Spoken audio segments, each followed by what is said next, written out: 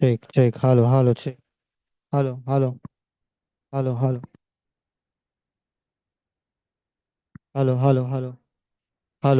check. Hello.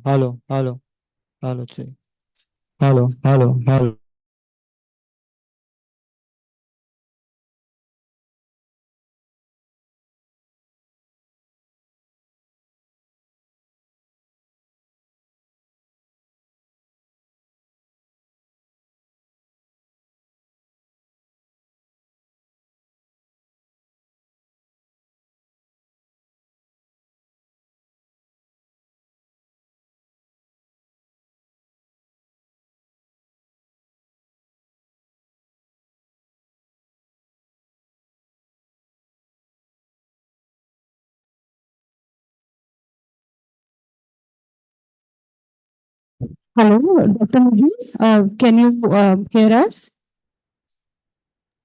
Yes, I can. Can you please just speak once so that we know we can also hear you? Who is coming into teaching, state of teachers, teaching and teacher education report for India? Thank you.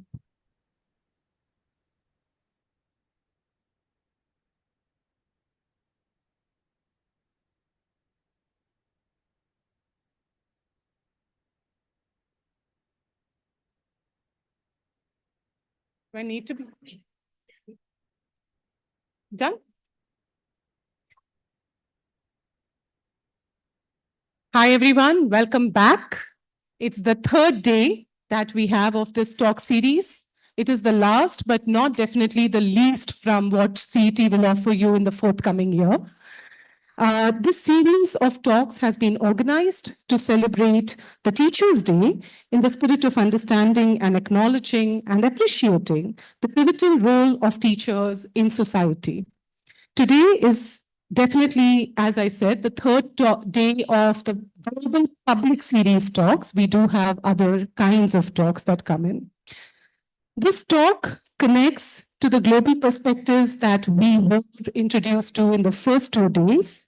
Sorry, to the first 2 days, and spotlights India as discussing select key findings and recommendations in the biennial state of teachers, teaching, and teacher education report. In this case, the state of teachers, teaching, and teacher education SOTER 2023.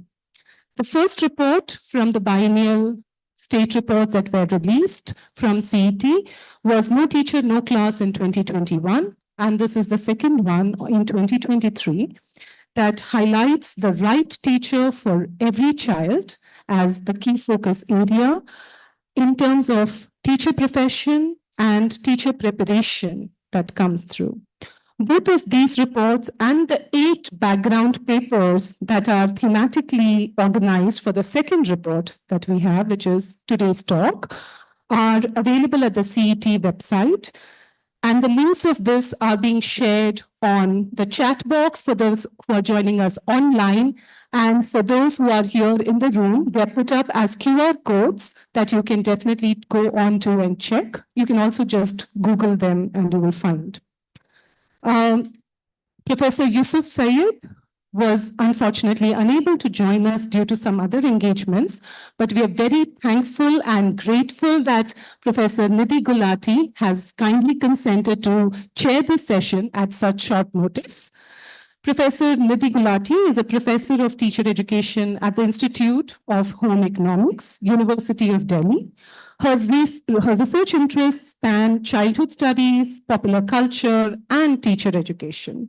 She has several accomplishments to her credit, such as being a Fulbright research scholar and is on the editorial board of an international journal, Horizons of Education. Professor Padma Sarangapani is the speaker for the day. She needs very little introduction, but in her illustrious career, Padma has worn many hats and has been a pioneering force in some of the most innovative teacher education programs in the country, from BLED to MA Education Elementary to the course that some of you are involved in, the MD and the ME Education and Technology. She's been a member of several committees and task forces regarding education, school levels, and teacher preparation, including the one by NCT for Professional Standards for Teacher Education and the NCF 2005. She's recognized as an expert in both international and national levels. Today, she is donning the hat of both the center chair and the lead author and conceptualizer of the report that you have on screen in terms of the CETE, one specific thematic of who is coming into teaching. Reading her resume and accomplishments can fill the talk and many more. So with no further ado, I hand over the chair to our very eminent, the floor to our very eminent chair, Dr. Professor Nidhi Gulati. Hello, everybody. Thank you for that introduction. I hope that everybody can see me clearly and hear me clearly. It is my great privilege to introduce this report, the State of Teachers, Teaching and Teacher Education Report for India. As is evident, teachers and teacher education form the core of the report. It answers this very basic question: who are the teachers in the system? What is their demographic profile? It disaggregates the markers, and these markers are markers of age, gender, marginality, and also by sector and region. It provokes us to ask these questions about who is represented in the system, and more importantly, who is not. Who is represented where, and what are the kind of service conditions? What are the kind of employment conditions? What are the kind of wages, emoluments, avenues for promotion that these teachers have? The second important question that this report answers is, who teaches what and where? What kind of schools these teachers work in? What are their service conditions? What are the benefits? What are their competencies? Professional, academic. And how are these matched with needs in the field? How do they respond to the needs put forth by the school, the field, the RT? The report opens up these many dimensions and facets of this black box of the system. All of us talk about it, we engage with it, but it's amazing to see that so far this data didn't exist so clearly, so succinctly. So it's opening up for us, this black box, something that we call quality. What do we understand by quality? Quality of teachers and teacher education. It opens it not just in dimensions of demography or school conditions, but it gives us a bird's eye view of the school, of the district, of the state, and a worm's eye view as it deep dives into all of these questions. Some of the analytical questions that emerge from the report are, what are the anomalies in the system? It tells us not only to examine what the data is telling, but what the data is not telling. What does it hide? So the trend of numbers, for instance, of the contractual teachers who come down, we've seen that in some states, the number of contractual teachers has come down. What does this data tell us? Prima facie, it may be a very encouraging data, or the data of increasing number of women teachers. What does it tell us? A good PTR ratio, what does it tell us? But these very three facets, what do they hide? What does this data hide? Is the data enough? Is the UDICE and other dimensions of data collection, are they hiding something? Are they operationalizing it different? What are the dynamics that play out at the school level and the societal level? So what seems adequate may not be adequate. So as Professor Padma dives deep into the report and shares the report with all of us, we'll hear her talk about the questions, the issues that form the fulcrum of today's deliberations. More importantly, as you hear to the report, listen to the report and hear her speak, please focus on what should the policy attend to, what needs to change and how. Those are a lot of questions that I have presented before you. And I will just stop here. I think it's not right to stand between the speaker and the report and you all.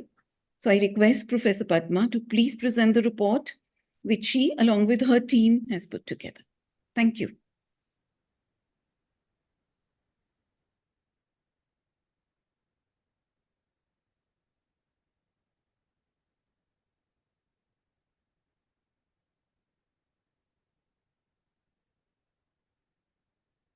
Can you hear me?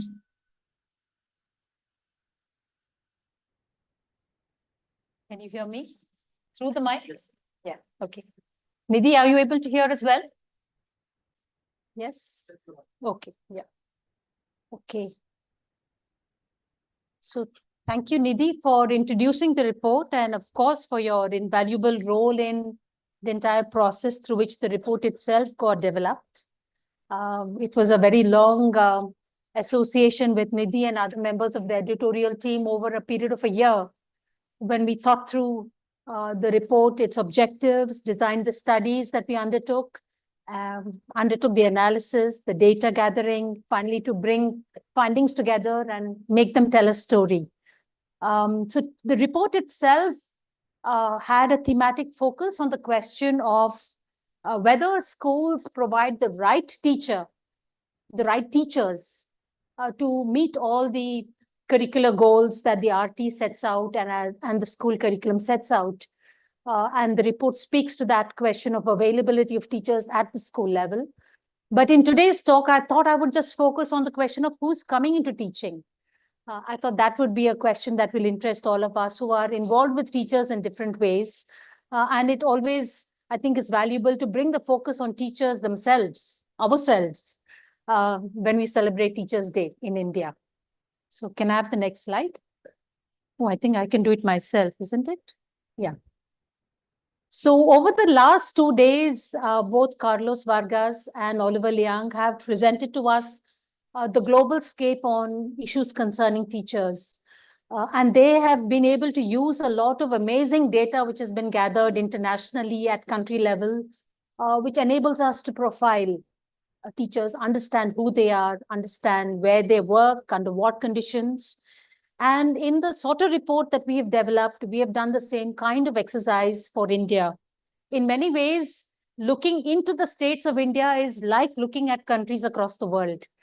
Because what stands out and what it was, even though we know it theoretically, it was important realization of the extent of diversity that we have between states in India. So in this talk that I will present today, I want us to really think about interstate differences and why they exist and what they mean and their implications. It's not going to the next slide. Yeah. As Anusha pointed out, this is a report we're bringing out once in 2 years. And in this report, we have analyzed to try to understand demographic profiles of teachers in different sectors, which means in different levels of the school, but also looking at the private, the aided, and the public sector, the government sector, look at their working conditions, look at their own profiles, and look at the kind of qualifications they have, so on and so forth. And we have made comparisons not only between states, but also between urban and rural areas, and between the government and the private school system. This report wouldn't have been possible except for the amazing team with which, we all work together. I had the privilege of working with this team. Most of you recognize Dr. Maithili Ramchand and Kamlesh, who conceptualized various aspects of the report and just held the analysis together. And Dr. Jyoti Bhavne, who is now with the NCRT, who anchored the entire field work that went into this report. Of course, Aishwarya, Ratish, Arpita, and Anita, who managed the data, organized work, kept track of all our files, and helped us pull the report together meticulously. The process of developing this report was guided by an editorial board. And this was, I realized the value of such an editorial board when we worked with UNESCO to develop the first report. So we were guided by sectoral experts, Professor Saklani from the NCRT, Mr. Harshit Mishra from Niti Aayog, Professor Amita Chudgar from Michigan State University, Nidhi, who's just introduced a report to you, who works with Delhi University, Professor Amrita Patwardhan from the Tata Trusts, and Carlos Vargas from the Teacher Task Force. All these experts gave time to thinking through various stages of the development of this report, and their critical review really helped us make sense of the data and decide what to tell from the voluminous analysis that we undertook. And that's really the reason why we decided that we will organize our report into 8 background papers and bring out the main report, which tells the core of the story we want to present. So the report is based on these 8 background papers, and the primary data is gathered from 8 states in India. We visited 242 schools, government, aided, and private. We talked to 3,600 teachers. We spoke to 420 head teachers. We met student teachers, almost 1,400 student teachers in different teacher education colleges, 68 teacher education colleges, and we also spoke to almost 300 teacher educators. This was necessary because a lot of the details of what happens in schools, what teachers experience, why student teachers opt to become teachers, the experiences of teacher educators, this is not information that you will find in any pre-existing data set. And we felt it was very important for the report to bring out voices of teachers and teacher educators and student teachers. But we did have at our disposal some amazing data sets as well. The UDICE, I hope many of you have already discovered this data set which exists, maintained earlier by NUPA, but now by the Government of India, Ministry of Education, which profiles at the school level information about teachers, students, grades, even language which is taught, location of the school, so on and so forth. The periodic labor force, we discovered this data set when we brought out the last report. And this gives us insight into things like working conditions of teachers, salaries of teachers, and it helps us look at teachers who are not captured by UDICE. For example, it gives us a view into teachers in the early childhood sector. It gives us a glimpse of teachers who work in vocational education, in special education. And these are the kinds of data you don't find in UDICE. And we also had this amazing opportunity to look at the teacher eligibility test data from one state. I have already presented this analysis in one of the TISA seminars last year, so I won't be going into the findings of this during this talk. I'll give you a very brief overview of the 8 background papers to encourage you to go and look at them as well, because they're like really valuable stuff. So we have very detailed analysis from UDICE, which covers all the 30 or 32 unions, territories, states. And we've been able to not only compile the data to speak to issues of teachers, but we've also been able to disaggregate it to look in detail at what are PTRs in rural schools in states, what are the PTRs in urban schools in the states. And I'll speak about some of those details during the talk. We have a special paper on contract teachers in both the government and the private sector. It uses a lot of earlier research that has been carried out on contract teachers in India, but it also draws on the UDICE data to profile status of contract teachers. This is an important issue because 10% of teachers in government schools are contractually employed. And in some states, this percentage is as high as 50 to 60% of teachers in the state don't have regular employment. They're contractually employed. We have data on the quality of pre-service teacher education from the TET analysis. We have analyzed primary data to understand the status of school teachers, as well as the status of student teachers and teacher educators in pre-service teacher education colleges. We have reviewed literature on demand and supply of teachers. And we also looked at what is being reported about teachers in newspapers. So over the whole year, we gathered newspaper reports on teachers, and we tried to understand how are teachers making the news and what is it about the teaching profession which is newsworthy.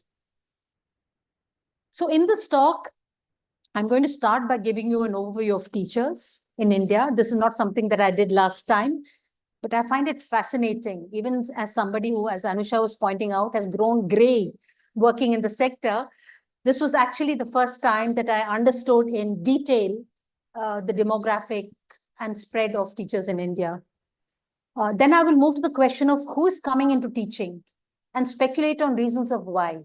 That is, when we look at the profile of teachers, what do we understand about who they are and what is bringing them into the profession?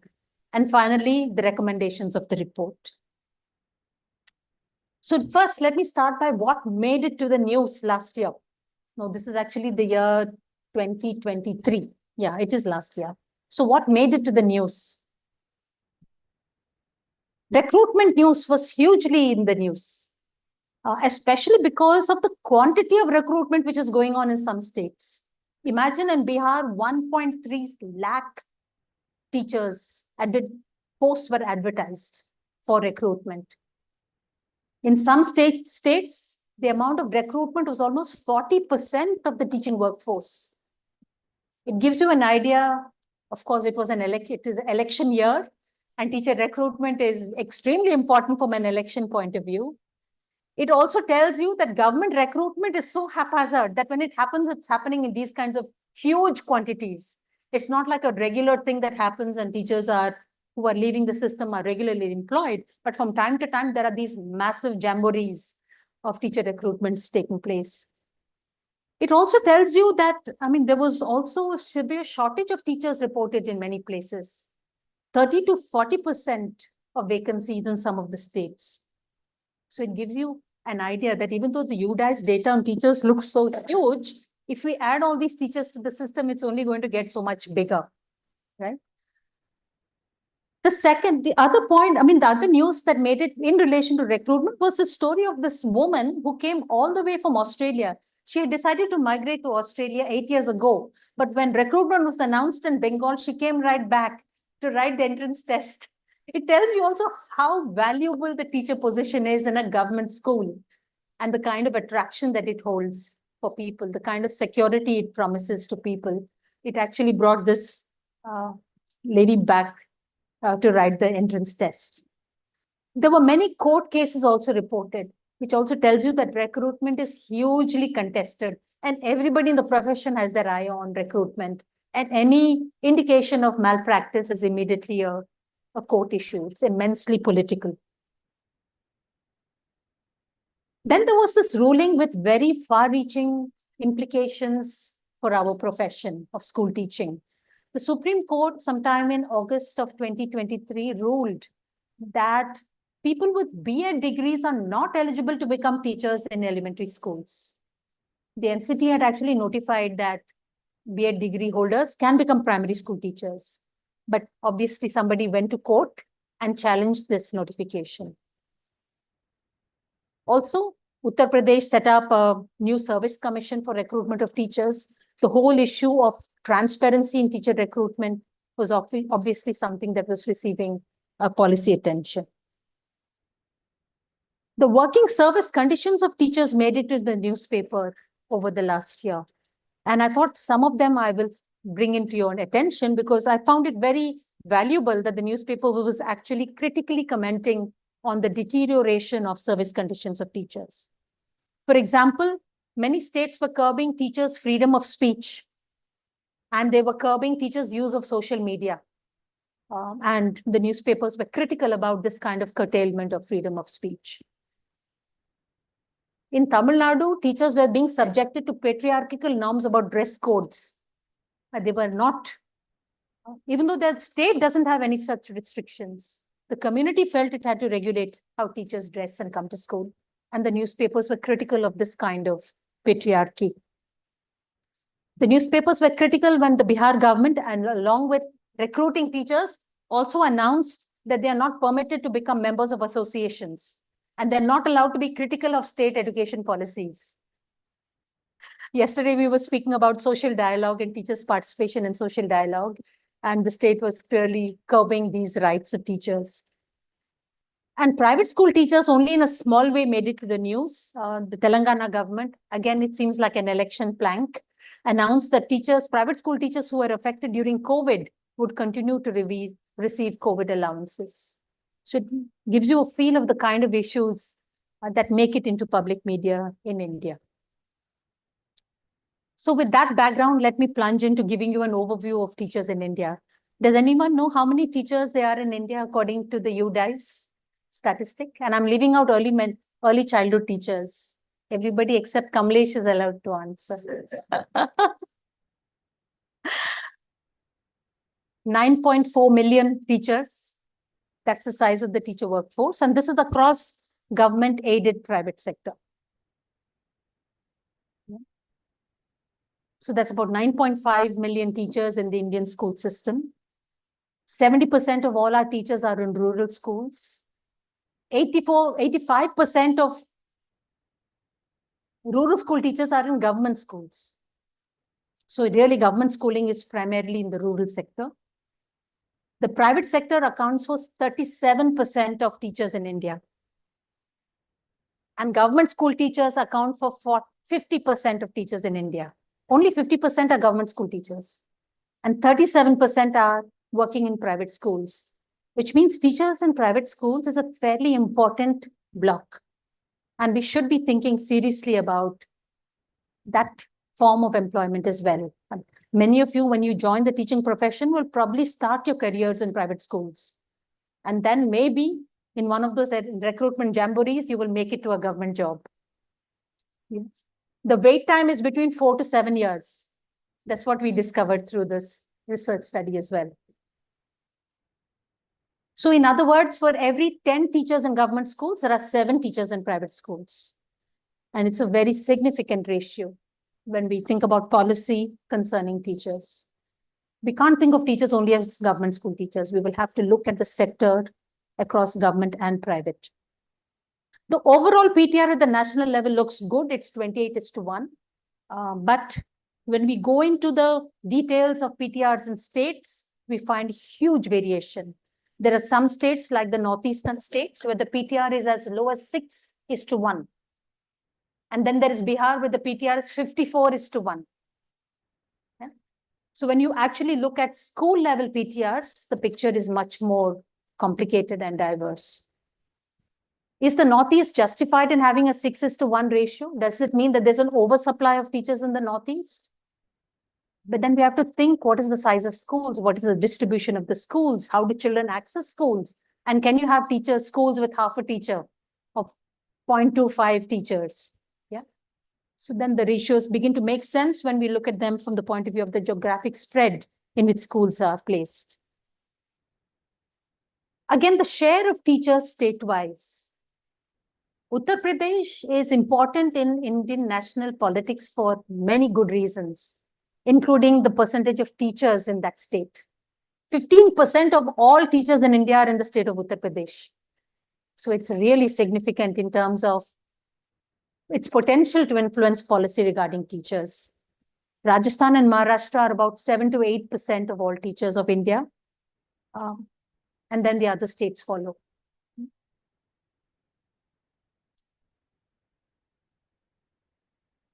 The average school size was really interesting and important as well. The rural school is about 150, the average size of a rural school. The average size of an urban school is about 300. An elementary school is much smaller than secondary schools or composite schools, just on an average 100, 110 students per school. A government school average size is 140. A private school is about 260. The enrollment of schools is important because it gives you an idea of how many teachers can the school actually have.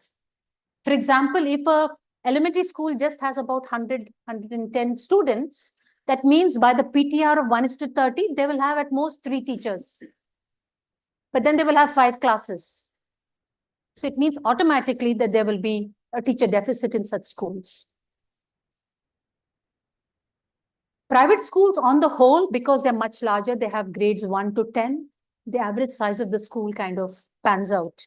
And they're able to offer more stable, they're able to offer teachers across all grades, they're able to offer teachers across all subject areas. So the PTRs were actually quite important for us to look at because they tell us internationally, the recommended PTRs to meet all the teacher requirements of school is actually something like 1:18 or 1:20. So when the Right to Education tells us that 1:30 is PTR, it's not an average PTR at the state level. It's a PTR at the school level. And therefore, it's important for us to assess PTR at the school level. The proportion of teachers in rural schools was again really important and interesting for us. You can see that the northeastern states, Bihar, Uttar Pradesh, Orissa, Himachal, and Jammu Kashmir are largely rural. And these states are very urbanized, Maharashtra, Telangana, Karnataka, and Tamil Nadu. This is again important because it links to the question of who comes into teaching, and what kind of profile you find out of teachers.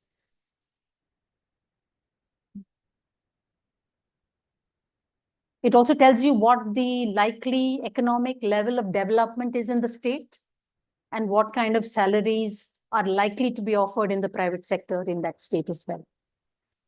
The proportion of single teacher schools in India on the whole looks like 10% of government schools are single teacher schools. But again, we find huge variation between states on the proportion of government schools that are single teacher schools. Imagine more than 25% of government schools in Arunachal Pradesh and in Goa are single teacher schools. In Himachal, Uttarakhand, and Andhra Pradesh, it's more than 20%. So there's a lot of interstate variation. Some states, the smaller states especially, if you look at the 0 to 5%, all the states are, except for of course, Gujarat and UP, they're all very small states, and they're able to deploy teachers more effectively at the school level. I think we've already done teachers in rural areas. Yeah. I've already mentioned to you that 11% of government school teachers are contractually employed, but Jharkhand, it's 54%. In Meghalaya, it's 69%. In Assam, it's 24%. In Meghalaya, they haven't been able to recruit teachers for more than 10 years. And the only teachers you have in the government schools are contractual. A similar problem in Jharkhand. Mostly recruitment is blocked because of court cases around recruitment. And there are clearly issues that haven't been resolved. What is the proportion of the teaching workforce in the private sector? I told you overall, it looks like about 37% of teachers are in the private sector. But again, when you look across the states, there's enormous variation between states on the proportion of teachers in the private sector. Look at the state of Telangana, Puducherry, Haryana, Punjab. More than 50% of teachers are in the private sector. So it's really very high. Even Uttar Pradesh, almost 50% of teachers in Uttar Pradesh are teaching in private schools. While states like Goa, Jharkhand, Lakshadweep, Tripura, West Bengal, primarily government employed teachers.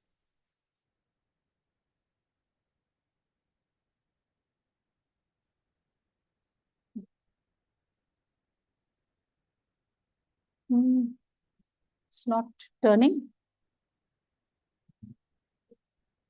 Can you help me? Yeah.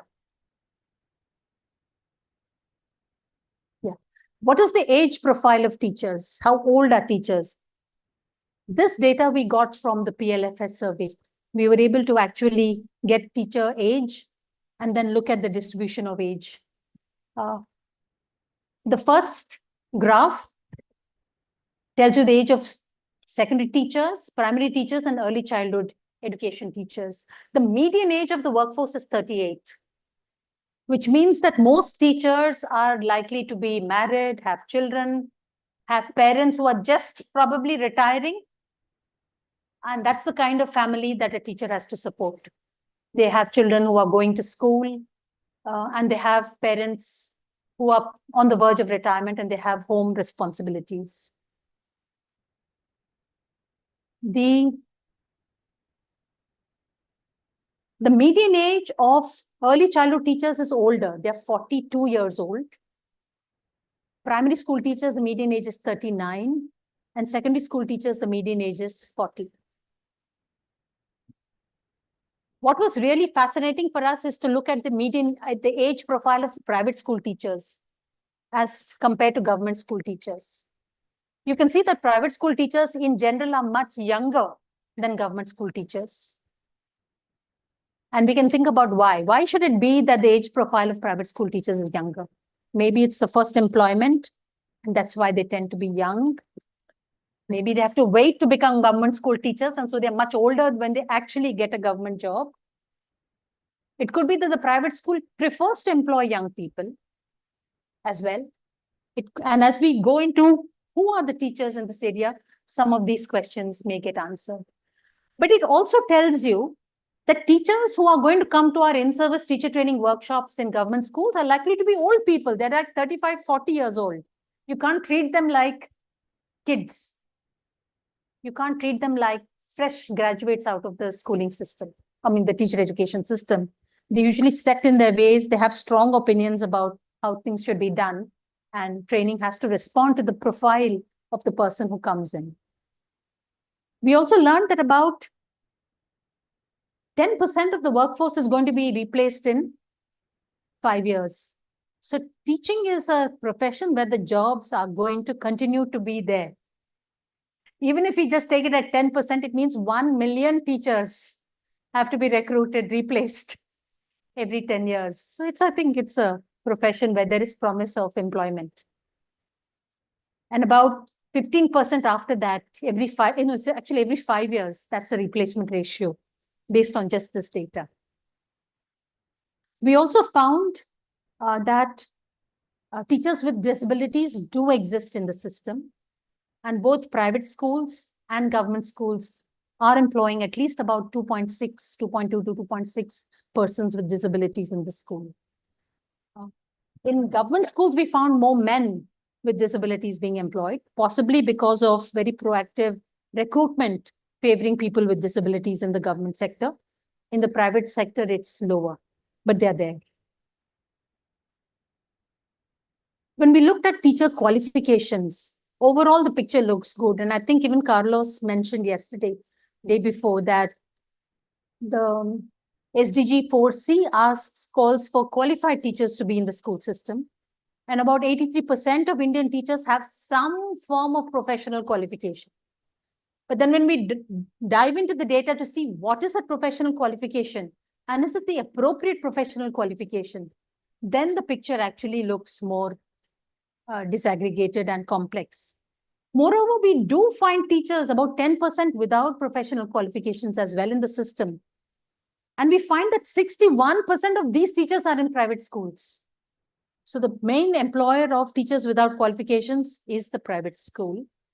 Mainly teachers without qualification are found in rural areas. And in the government sector, they're distributed between primary, secondary, and senior levels. But in the private sector, it's about 60% overall of these 10% teaching in private schools. We found some states having very high proportion of teachers without professional qualifications. And these are all the northeastern states. We can probably link this to the fact that there aren't enough teacher education institutions in those states. So when we dived into the data, and this is actually coming from UDI, so it's fascinating that the data actually tells us the story. We were able to find how many teachers with DLED degree are teaching in the primary school.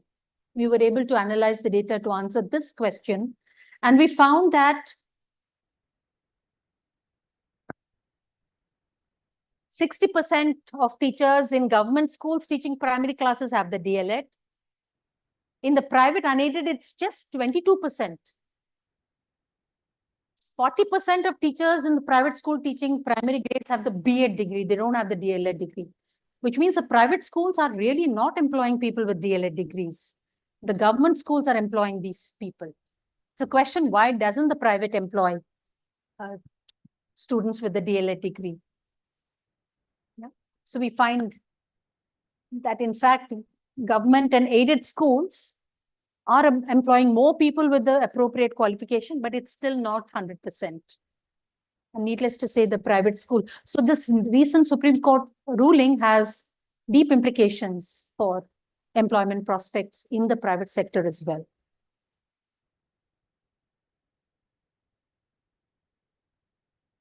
Yeah. The question, why does the private sector tend to employ B.Ed rather than DLEd?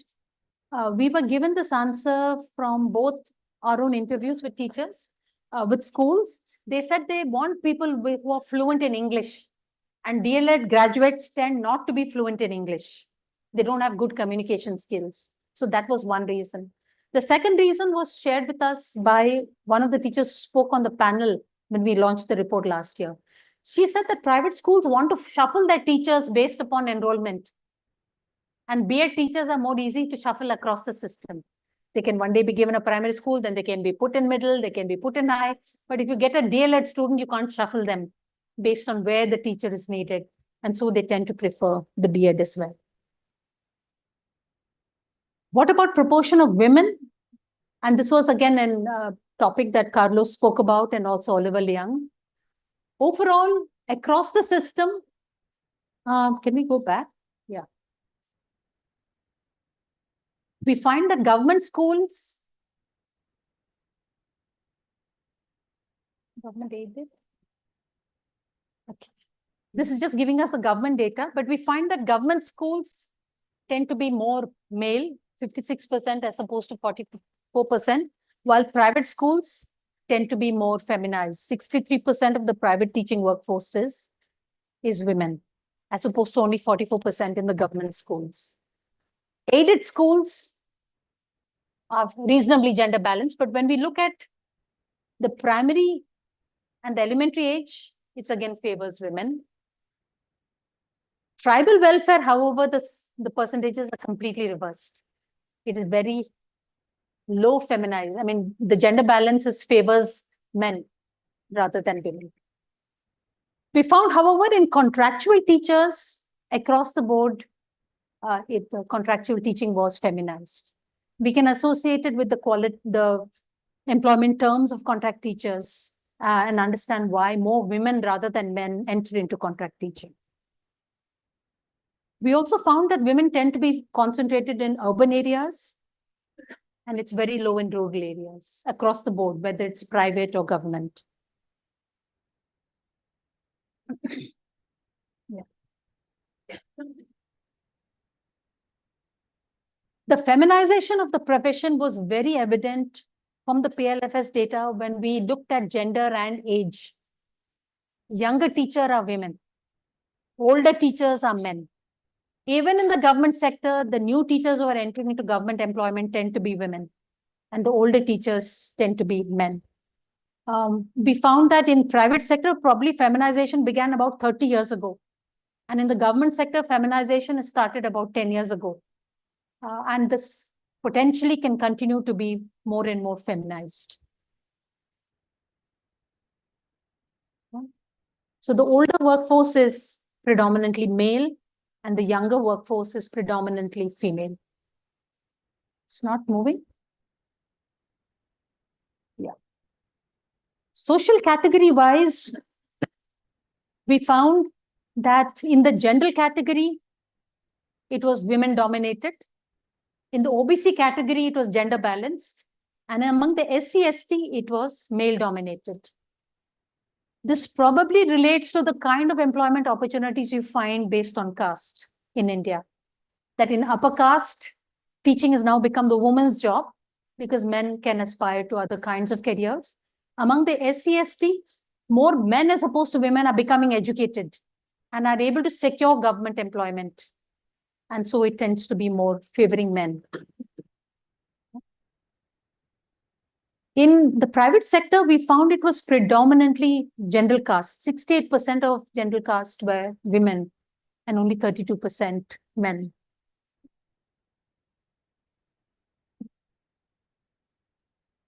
So this is the gender breakup of the teaching workforce across the states.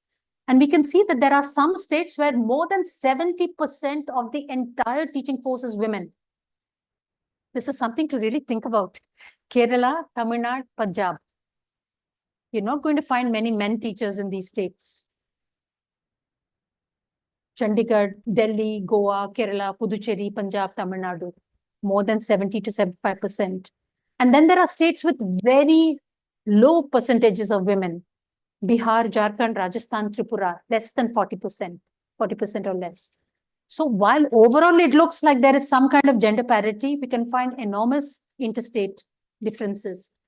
These are probably reflections of the extent to which women have accessed education in these states, reflection of perpetuate of patriarchy in those states, right? Continued gender discrimination that may be there, but also shifting employment opportunities for women and men, and perceptions about teaching being suitable for women dominating some states more than in others. Please remember that, I also pointed out to you that these states, Tamil Nadu, Delhi, also have huge private schooling sector. And these are also the states where there are more women in the teaching workforce. So it also seems to be going together, privatization and feminization accompanying each other. Yesterday, it was pointed out that women in leadership positions is very low. And we found this to be the case. Even in private schools, where 68% of the teachers are women, the proportion of men in the private, in leadership positions is far less, right? Look, Assam, at 63% of women in schools and 25% are school heads. This is probably the only state where there is some kind of parity. And I'm a bit suspicious about the Chhattisgarh data. But anyway, you can see that generally women are not in positions of authority within the school. Yeah.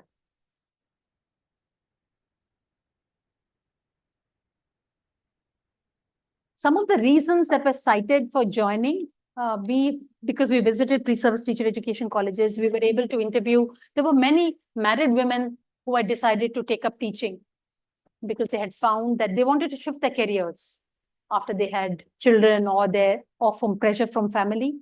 And these were typically the kinds of reasons that were being cited. Managing home studies and home was easy. Ability to balance, convenience of work schedule. These kinds of reasons were echoed, which seem to be very, reasons why women tend to join the profession. So it's convenient for women. You're able to manage studies and requirements of home. And very few of the married women actually were, in comparison to the unmarried students, were looking at secure government employment. So it was more convenience. Yeah. I'll, in a minute, come into working conditions, or maybe I'll just finish this and just briefly pause to tell you why it is useful for us to understand demography and why the question itself is important. We find that more staff support was available in private schools. And overall government school teachers felt the stress of a lot more non-teaching work as compared to private school teachers. For example, government school, only 39% said they had cleaning staff, while 86% of private schools said that they had cleaning staff. And this is the way in which the work life of a teacher in a school is hugely different depending on whether you're in a private school or in a government school. In fact, you've probably heard many private school teachers say that they can focus on teaching, while government school teachers say that we are pulled into all kinds of work other than teaching as a part of our work. And that difference definitely came out. However, other kinds of issues definitely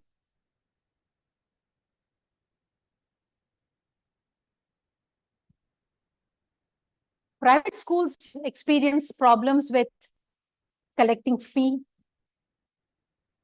from students. They said they had more difficulty motivating slow learners to engage. These were kinds of issues that the private schools cited much more than government schools. So in terms of workload of teaching, it was similar. But government school teachers said they had higher work responsibilities, and PTRs in private schools were more favorable as compared to government schools. However, in both groups, they felt the job impacted on their mental and their physical health negatively, almost 20%. So I think it's non-trivial. Almost 25% said they had too many lessons to teach, and 25% said they had too much correction work.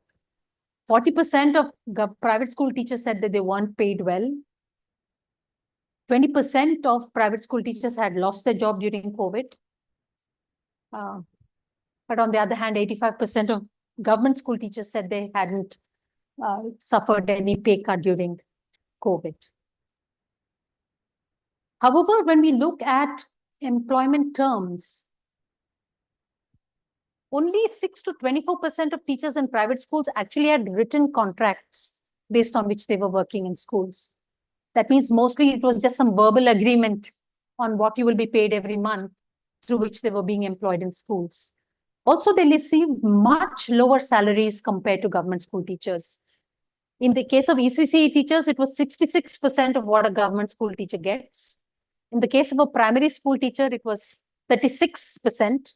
And in the case of a secondary school teacher, it was about 35%. So it's almost like 1/3 of a salary of a government school teacher. Only 12% of primary teachers and 16% of secondary school teachers said they received other kinds of benefits like pension, PF, gratuity, maternity leave, and so on. So in other words, it really seems that the conditions, working conditions in private schools, while the work conditions in school, that is the work of teaching, seems to be much better in the private school. They have favorable PTRs and so on. When we look at the salary and the employment terms, it is far worse. In terms of social dialogue, we found that on the whole, much lower percentages of private school teachers were members of unions. Almost 57% say they are not members of unions. Oh, no, sorry. 11% of private school teachers say they are members of unions. 88% are not members of unions. Actually, private schools don't allow you to be members of unions, and many unions don't take an interest in the issues of private school teachers. In fact, unions tend to be in India according to state, caste, and school type. That's how unions are. So they are very, very disaggregated. They are not like one union representing collective issues of teachers. Even in terms of participation in networks, only 75% of private school teachers said they weren't even part of networks. So in other words, almost 40% of our teaching workforce is outside any kind of social dialogue through which issues of the profession can be collectively deliberated upon and addressed. Yeah. So to pause and just make connections between who is coming to teachers into teaching, what is their profile? First of all, I want to just, even before this, start with question 0. Why is it important to understand the gender disaggregation, the caste disaggregation of teachers, the rurality of teachers? Why is this important? It's often observed that the demographic profile of teachers should reflect the demographic profile of the communities in which they work. And if it doesn't, then there is a problem. The right people are not entering into the school system. And students will not feel that they belong to the school space if they do not have teachers who are like them among the staff who teach them.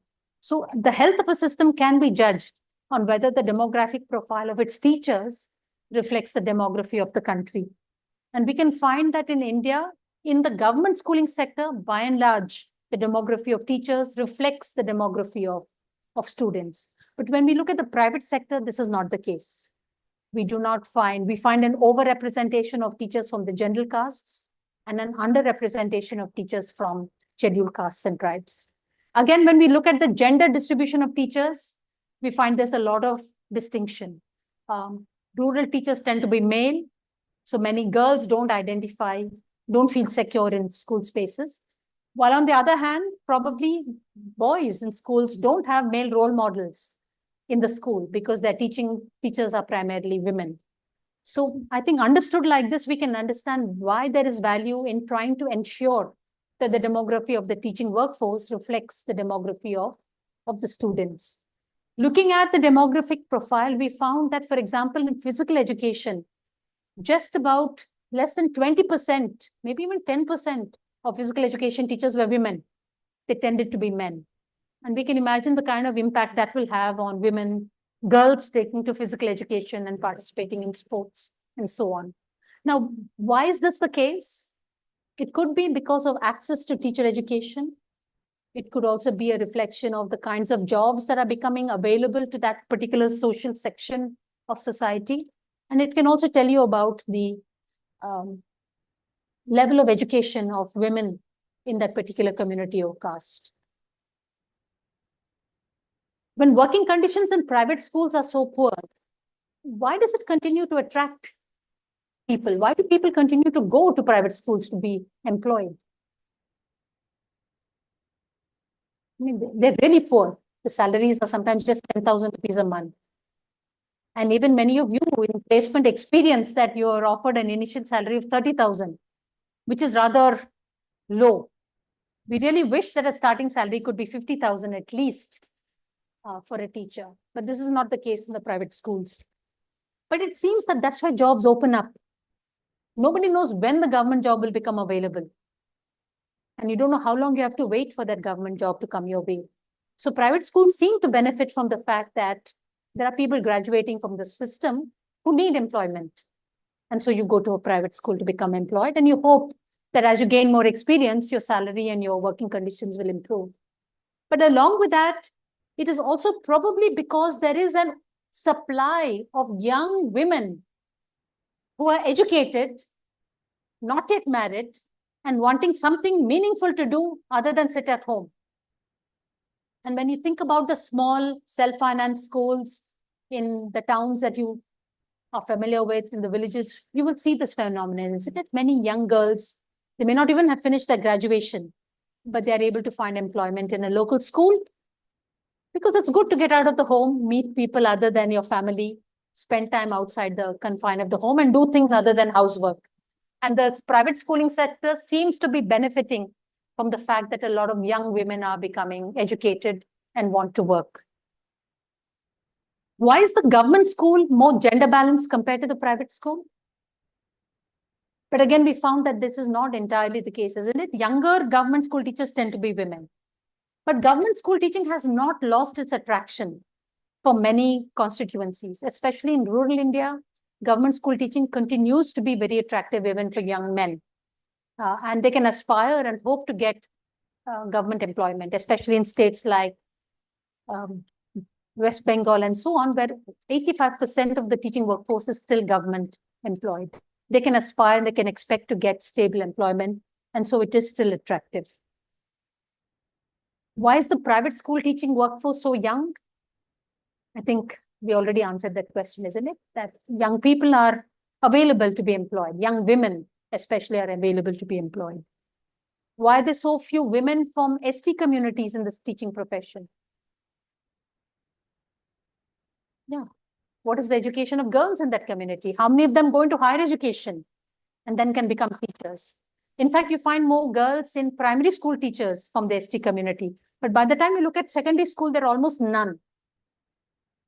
Girls from the tribal communities becoming secondary school teachers. But then to become a secondary school teacher, you need to have at least completed your undergraduation and spent 2 years. So it's not only a reflection of the opportunity for women in that caste group or tribal group, it's also the costs of education, isn't it? How you have to postpone employment for so long, which means you have to afford it.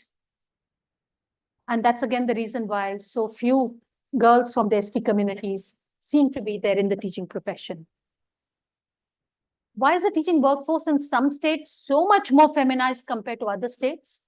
In fact, it's startling. This statistic really surprised me. I didn't expect that the difference will be 35 percentage points between Bihar and Tamil Nadu.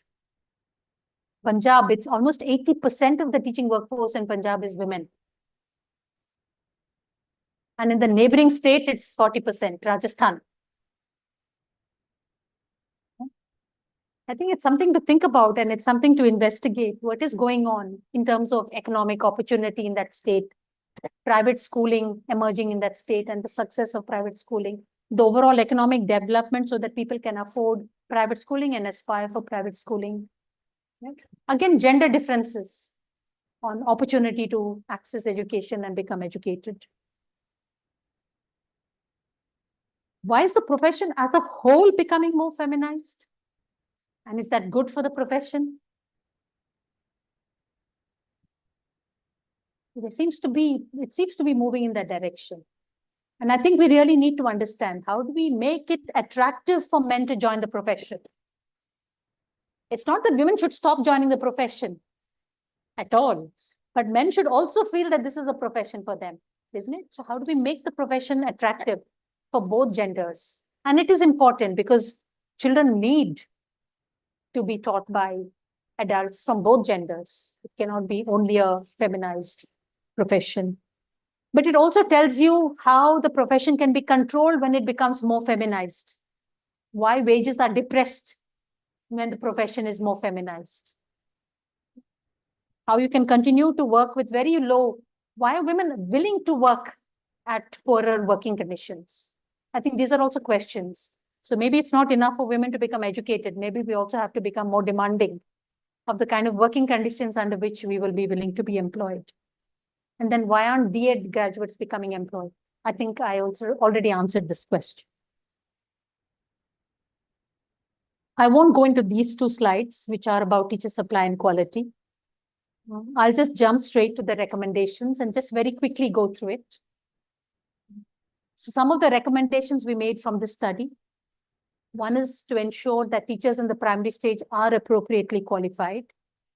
The second, that more investment is needed to prepare teachers for music, art, special education, and their employment terms need to be enhanced. The availability of teachers in the Northeast and improving the basic amenities of schools there in difficult to staff regions. Regulating the employment terms even of the private sector. I think by now policy has to address working conditions in the private sector. We can't ignore that sector at all. Ensuring benefits of employment across both the sectors.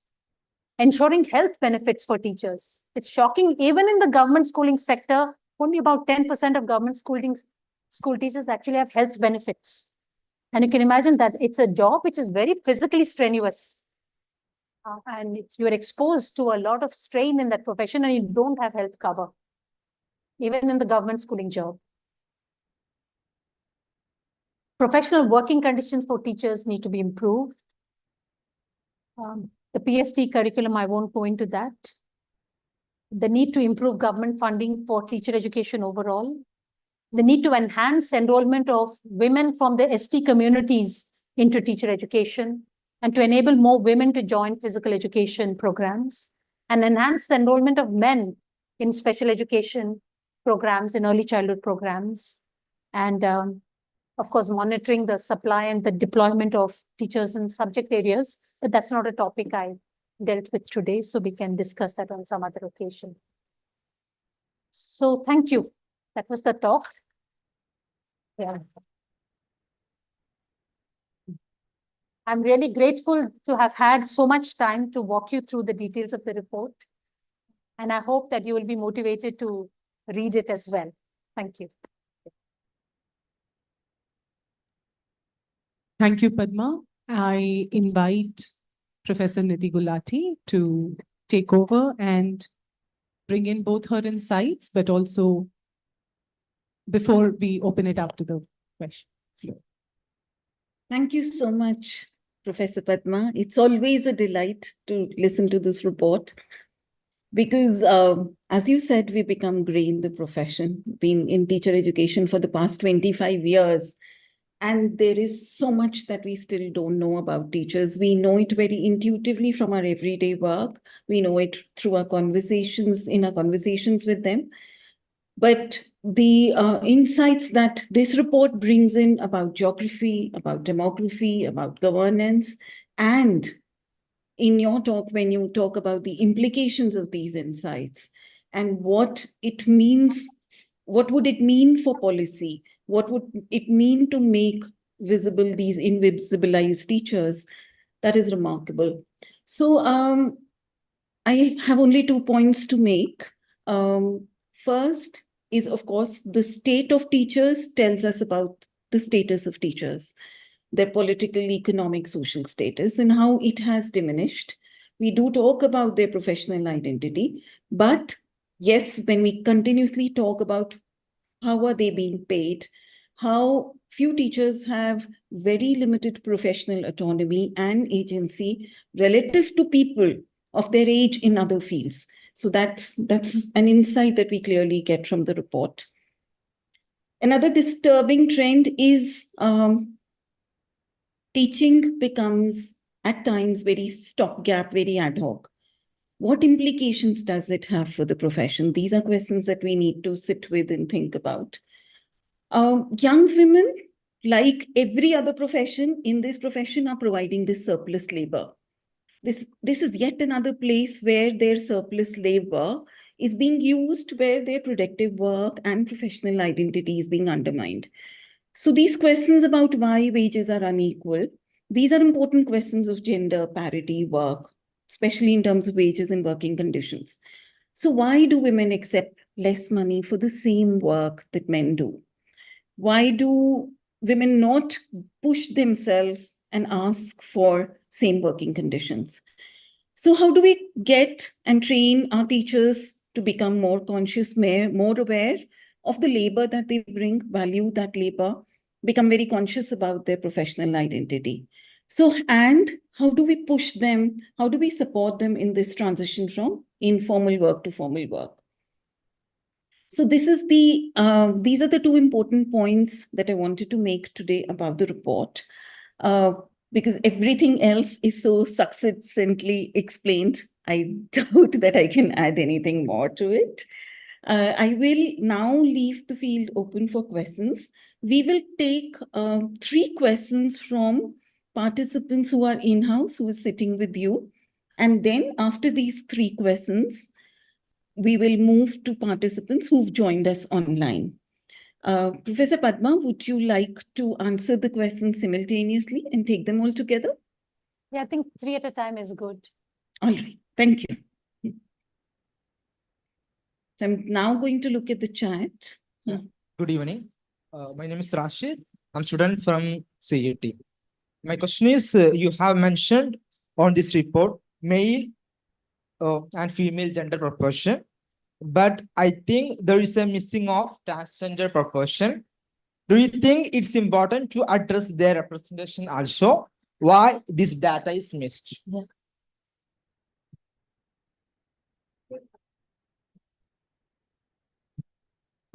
Thank you, ma'am, for the wonderful presentation, a lot of data. I just wanted to ask that when we talk about right teacher going to the actually reaching the right class, so like what are the parameters actually like that we are looking at apart from the language and the gender aspects? Yeah. So.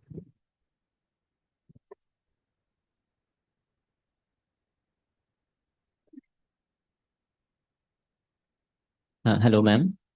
Actually, wanted to know that you suggest a beach course that for the B.Ed program who can teach the primary or the elementary section. So I want to know, in India, elementary education is often neglected and not extensively actually studied in such a way that should be. So I want to know, is this suggestion to this kind of bridge courses, is it sufficient in terms of quality to train those teachers who can teach in elementary schools or in primary students? Yeah. May I just take these 3 questions first? So I think you're absolutely right. Transgenders do need to be represented, and we're just beginning to get data of that kind, but it's very, very thin. In fact, they're just in unitary numbers that they are being counted in the reporting of gender. And they must be included in the counting and in representation, and their presence as teachers needs to be made visible. I think that is as important as the other parameters. You were asking, Roshan, what are the parameters that we take into account in placing teachers? I mean, when we understand whether the right teachers are there. Fortunately for us, we get information on gender because it is captured. We don't get information, we get very basic information on caste. We just get general OBC, SC, ST. We don't get information on class. We don't get information on the language that the teacher speaks. And we don't get additional information on the ethnic group or the religious group to which the teacher belongs, whether they belong to a minority community or not. In my view, all of these parameters are important when we understand the demographic profiling of teachers in relation to community. In fact, it's very important. We tried in the sorted data to capture linguistic profiling of teachers. We found it extremely difficult, actually, to get this data at the teacher level and to map it onto the linguistic profile of students. But I think data should actually begin to look at some of these, and also ethnic representation, religious minorities. This is also extremely important. And this is also not reflected in any of the data sets that we have, that we get currently. And that's also the reason why the primary data survey is so important, because we won't be able to get into this level of analysis without primary data. So I'm hoping in the next round of the sorter primary data, we will be able to actually capture much more of this specific demographic profiling of teachers that we need, and be able to see how they're distributed in the system. That's the second question we have to answer. Where are these teachers? Are they in the private, in the government, in the aided? Where are they actually present? The question on the DLED qualified teacher and whether you should have bridge courses, actually, this is an extremely complex problem in the Indian schooling system.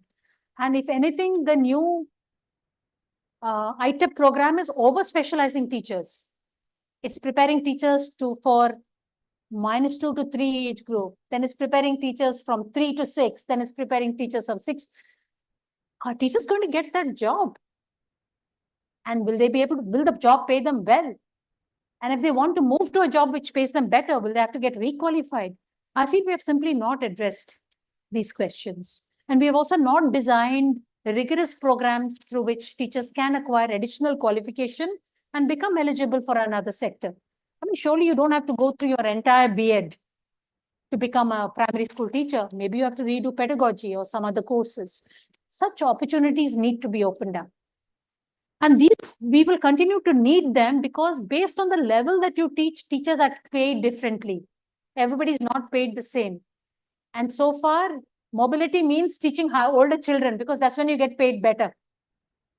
So these anomalies are going to continue to complicate eligibilities of teachers. And unfortunately, I feel the policy at this point of time is not actually addressing this. I think it's focused on improving quality, but it's not looking at the teacher supply question. Yeah. Thank you. We have 4 or 5 questions that have been posted on the chat box. So I request people to unmute themselves one by one. We will go with Jani Reddy first and next Jyoti Raina. Dr. Nidhi, I think we would read the questions on their behalf because participants might not be able to unmute themselves. So we'll read the questions on their behalf. All right. Would you want me to read them out? Yeah, so the first question here is there any demographic data on religion access, specifically Muslim? Number of school teachers reflects number of Muslims in India. Bhanu is sharing a comment, I think. I think it is because women still consider themselves as a supplementary income and not the main income of the family. Report link has already been shared with this participant. Scroll down. Yeah, Tanya. It is really good to allow those young students to teach in school who have only completed their matriculation or intermediate, even though they get so less salary. In some schools, I have seen they are being given salary even less than 5,000 rupees. They are working in schools most of their times, goes working in school, just cannot focus on their studies. They have given time. Okay, I think it's a comment and observation. as school education being dominating by private sector, and how the state can streamline the status and working conditions of teachers working there. We can take one more question. Is there a marked difference in the position different states take on the issue of professional standards for teachers? Is it likely to implicate service conditions in years to come? Do you want to answer these three questions, or should I also read Bhanu's question? Yeah. In private schools, we talked about demography of teachers not representing the communities.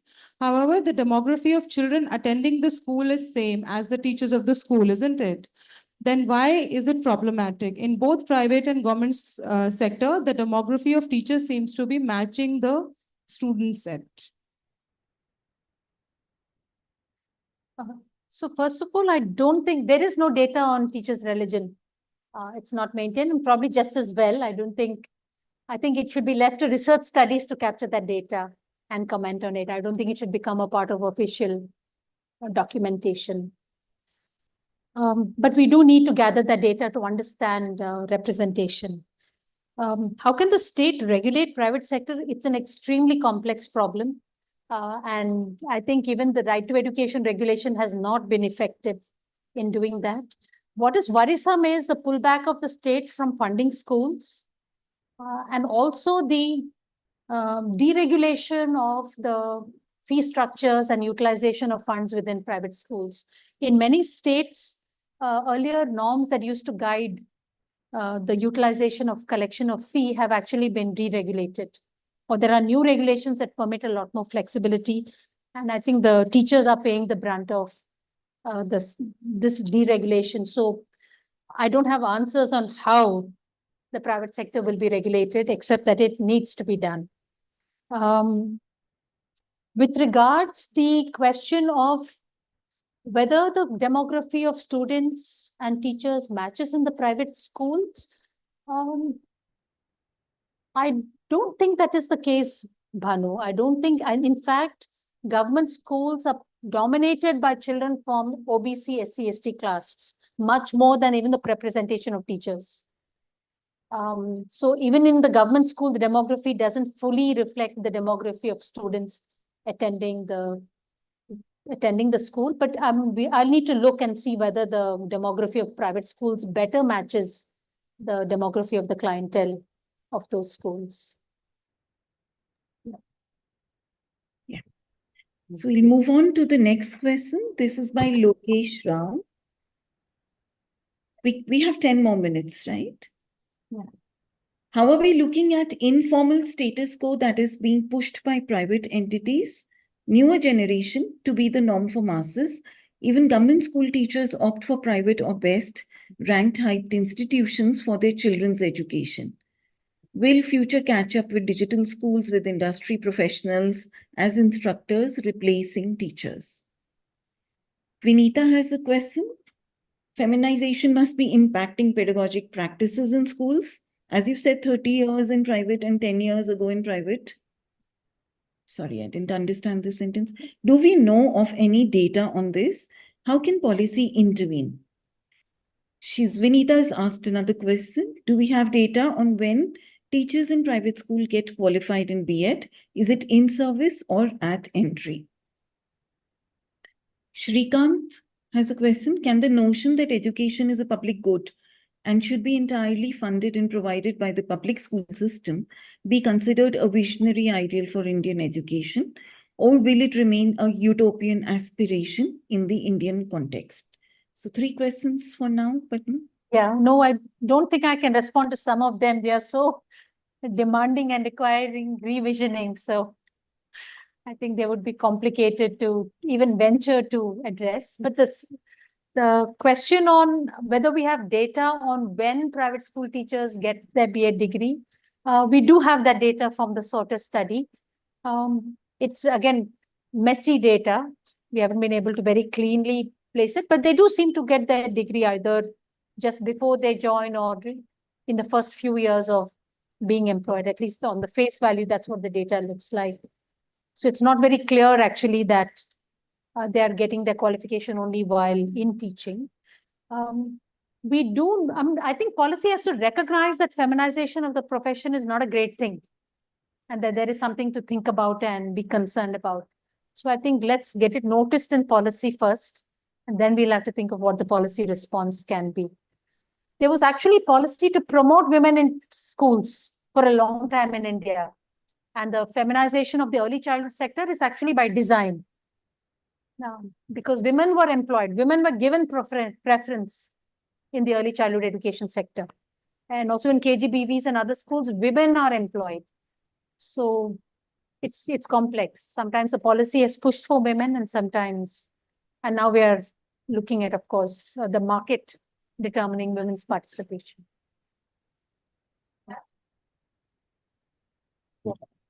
Yeah, I do have a simple question. So in terms of teachers' voices, you shared teachers' participation in unions. So I was wondering if there is any kind of disaggregated data that you have collected based on states, different state across states, and also maybe other kinds of demographic profiles. Is there one intuitively can guess, but is Yeah. that how does it pan out?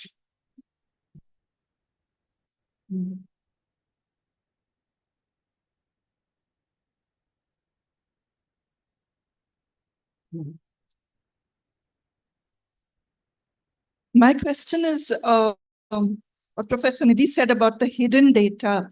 You showed some PTR ratios, and in the previous presentations, they talked about the PTR with respect to qualified teachers. What is the kind of PTR information we have, and what does it hide?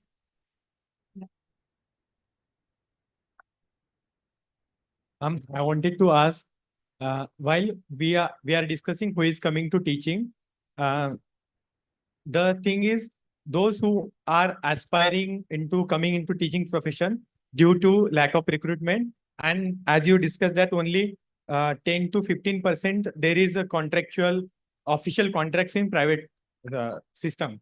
So my question is, due to this, many of the aspiring candidates who want to come in teaching, they can't come because opportunity cost of being a teacher in a private school or a government school is like in corporate, I can get better. So what can happen that poor quality of teachers, not poor quality, I mean poor, but some not interested candidate can also come, and that reflects in poor quality of education.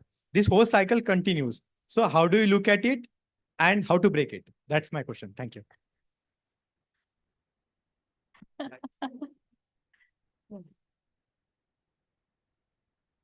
Hello.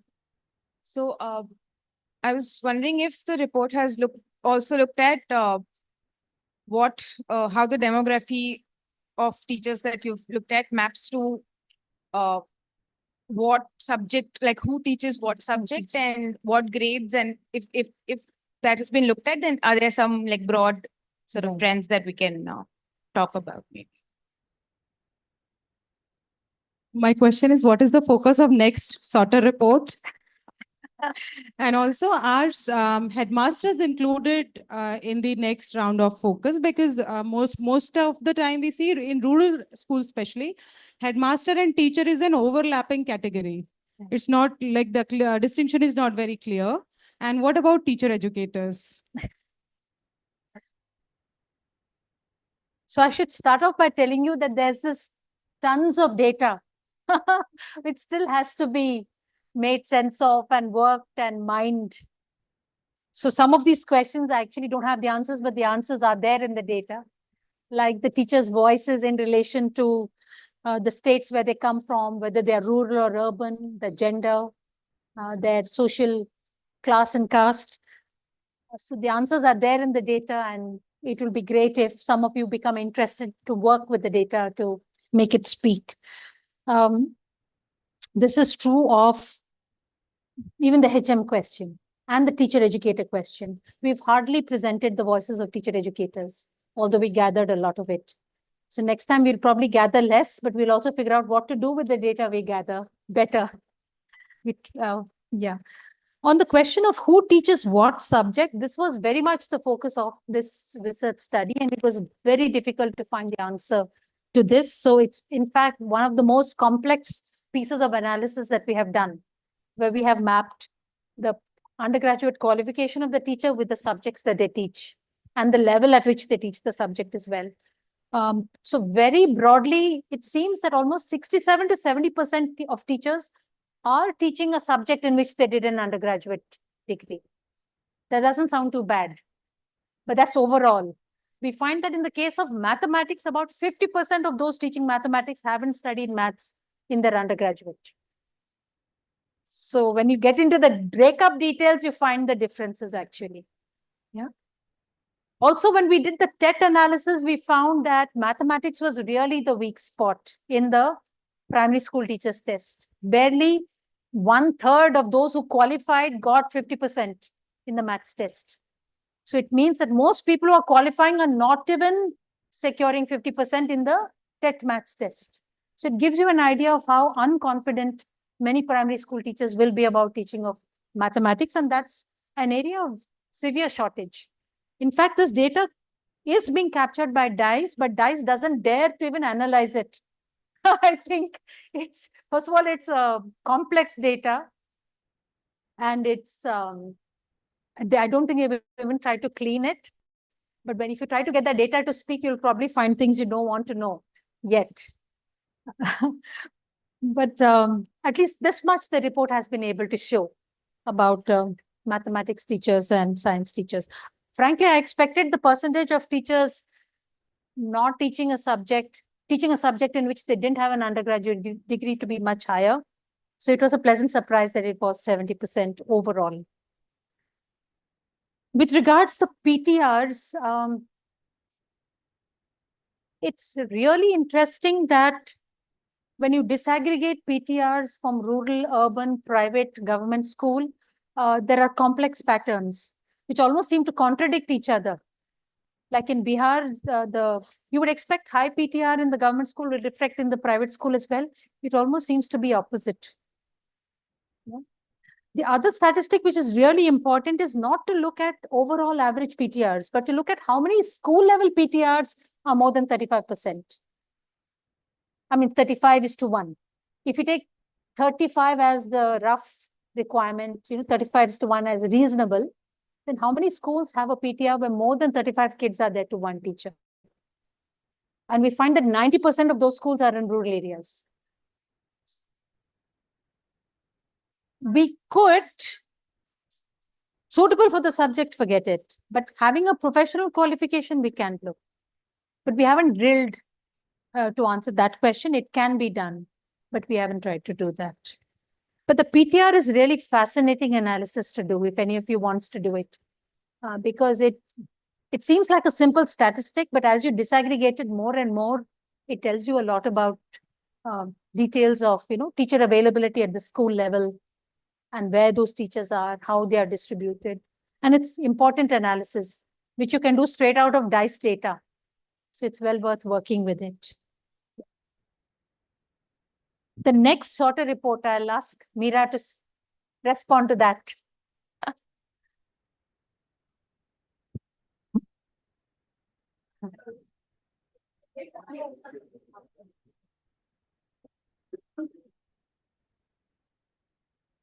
So I can't say we have completely figured out what we want to do, but we seem to be narrowing down on the foundation literacy and numeracy. That seems to be of topical interest given the entire state machinery and its thrust on foundation literacy and numeracy. And also it becomes interesting because of several things that Padma has already alluded to. The sector of early childhood care and education is one of the most invisible and invisibilized sections of teachers and teacher education.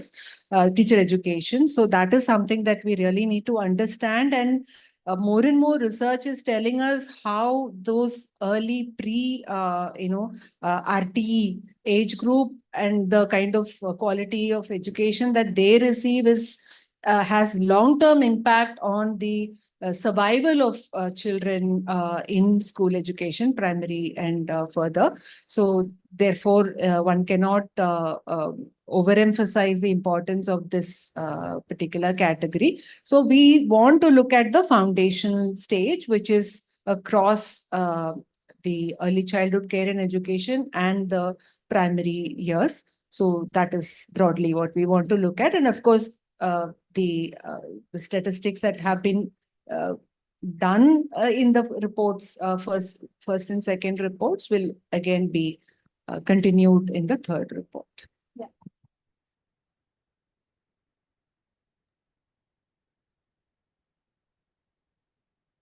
Yeah. So we would now be ending the session after this round. And We're almost at the end of time. Yes. Yeah. Yes. So we've kept good time. Thank you, all of you, for being such an engaging audience, for asking those insightful questions, for being so attentive. Thank you, Padma. Listening to the report again and again, it brings out more and more complexities, highlights more contradictions in the system, and keeps telling us and keeps reminding us and keeps poking us about how to always carefully think about the system, how to structure the system, how to talk about advocacy, and put pressure at the policy level. Thank you so much. Thank you. Thank you, Professor Nidhi. Thank you, Professor Padma. I think the ones in the chat whose questions could not be taken were inadvertently answered through some of the questions on the floor. And so I hope that helps. Thank you, audience, that comes through. Yes, sorry. Yeah, sorry. Thank you, audience, that has been here patiently and has been listening. I invite, this is the last of the series of this week that we have celebrated of Teachers' Day. And thank you, online audience, as well. Please do feed in your questions, your ideas. These are available as public talks on our channel, and you can continue engaging with us. And please do read the very rich, not just the report, but 8 background papers that have been developed. And yeah, people who want to work with the data and have so many questions, welcome. So on that note, a very good evening and happy weekend.